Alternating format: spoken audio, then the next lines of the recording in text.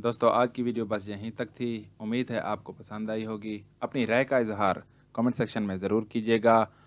अगर आपने हमारा चैनल रूह इंसान सब्सक्राइब नहीं किया तो जल्दी से कर लें, क्योंकि हम आपके लिए ऐसी अच्छी अच्छी वीडियो लाते रहेंगे। मिलते हैं एक नई वीडियो के साथ, तब तक के लिए अपना ख्याल रखिएगा। अल्लाह हाफ़िज़।